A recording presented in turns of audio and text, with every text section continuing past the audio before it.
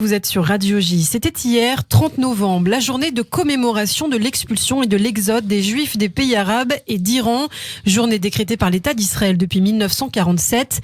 Une date qui n'a pas été choisie au hasard puisqu'elle correspond aux émeutes anti-juives qui ont éclaté à Aden, au Yémen, au lendemain du vote de l'ONU sur la partition de la Palestine mandataire.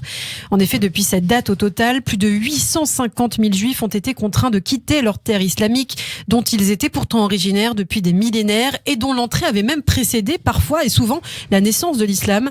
Pour rappel, le plan de partition de l'ONU avait été immédiatement et unanimement rejeté par les nations arabes. C'est d'ailleurs dans ce contexte que l'expulsion des Juifs des pays musulmans est d'abord présentée comme une sorte de revanche. Vous l'aurez compris, comme une justification finalement des sévices moraux qui seront infligés aux Juifs. Et c'est ainsi, suivant l'ordre donné par la Ligue arabe, que les Juifs sont immédiatement victimes de nombreux pogroms au Yémen, en Syrie et dans de nombreux autres pays du Moyen-Orient et d'Afrique du Nord. On en parle avec vous, Laurence Kahn.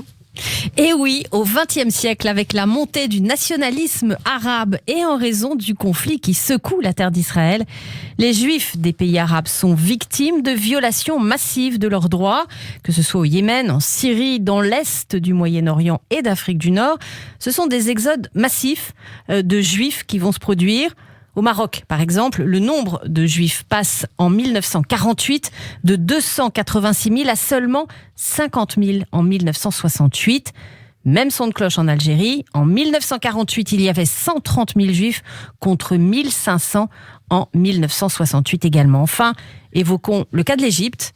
La communauté juive est réduite de 70 000 personnes en seulement 20 ans. Des chiffres impressionnants, et celui qui explique le mieux l'exode des Juifs des pays arabes, c'est certainement l'historien Georges Bensoussan. Pour lui, le grand déracinement des Juifs en terre arabe n'est pas le seul fait de la haine antisémite, mais aussi la conséquence de l'esprit d'émancipation des Juifs réalisé tout au long du XXe siècle. Absolument, émancipation qui passe par l'école et dans la loi est souvent doublée, selon l'historien, d'une occidentalisation liée au processus colonial. C'est vrai, pour les minorités juives des pays arabes, les colonisateurs ont malgré tout été perçus comme des libérateurs d'un statut d'oppression dont ils étaient victimes.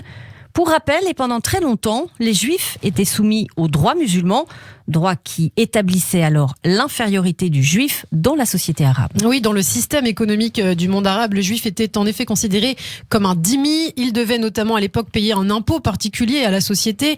On imagine donc par conséquent que l'émancipation à la fois spirituelle et physique de la communauté juive paraissait alors insupportable aux yeux du monde musulman. Comment justement va se manifester cette hostilité ? Eh bien, on peut réellement parler d'un véritable nettoyage ethnique par la peur. Il n'y a pas eu d'expulsion, sauf en Égypte, mais une incitation au départ par la peur, par le chantage et les pressions. On a rendu la vie difficile aux artisans et aux commerçants. En fait, on a tout fait pour les faire partir. Et dans la majorité des cas, les Juifs ont vu aussi leurs biens saisis par l'État. Je crois une spoliation difficile à calculer aujourd'hui, mais immense, probablement équivalente à plusieurs milliards de dollars. Les spoliations ont notamment été très importantes en Libye, en Syrie et en Égypte, mais c'est surtout en Irak que la spoliation a été la plus importante. Ce fut finalement le vol de la communauté juive le plus riche du monde arabe. Oui, les Juifs irakiens ont vu leurs biens bloqués, y compris leurs comptes bancaires. Pour dire, ils n'ont pas su souvent partir qu'avec 50 $ en poche. Des pillages ont également été menés, des Juifs ont été enlevés par la police et libérés en échange d'une rançon. On a même vu des femmes se faire dévaliser leurs bijoux à l'aéroport. D'ailleurs, même si vous parveniez à liquider votre usine ou votre logement, vous le faisiez à perte. Il suffisait pour les Arabes en fait d'attendre que les prix chutent et le temps évidemment jouait toujours contre les Juifs, et c'est pour cela d'ailleurs que le facteur numéro 1 du divorce entre les Juifs et les pays arabes n'est pas finalement la fondation de l'État d'Israël.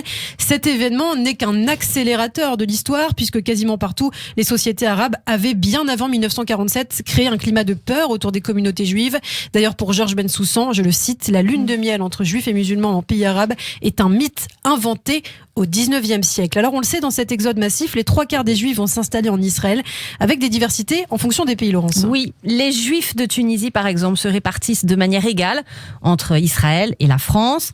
En Algérie, 90% choisissent la France et 10% Israël. Au Maroc, le rapport est de 75% pour Israël, 25% pour la France et le Canada. Et puis de leur côté, les Juifs irakiens rejoignent Israël, même si certains partiront ensuite vers l'Angleterre. En fait, de manière générale, les pauvres allaient en Israël, connaissant d'ailleurs de graves problèmes d'intégration. Et en tout cas, de cette question, le monde ne s'en est que peu ému. Pour preuve, à 197 reprises entre 1946 et 2014, l'Assemblée générale des Nations unies a statué sur le statut des réfugiés palestiniens, de la fameuse Nakba, en réalité la fuite des Arabes de l'État d'Israël, alors que l'ONU ne mentionne pas une seule fois le sort des réfugiés juifs, véritables réfugiés pour leur part des pays arabes. Et puisqu'on parle de ce sujet très intéressant, je vous conseillerais quand même ce film, un excellent documentaire que j'ai découvert déjà il y a plusieurs années, Les réfugiés du silence, film de Pierre Réhoff, sorti en 2003, disponible sur YouTube d'ailleurs dans son intégralité, documentaire qui met en avant les témoignages trop rare malheureusement de nombreux réfugiés juifs des pays arabes, et notamment le témoignage de l'essayiste auteur d'Eurabia, l'égyptienne Batior.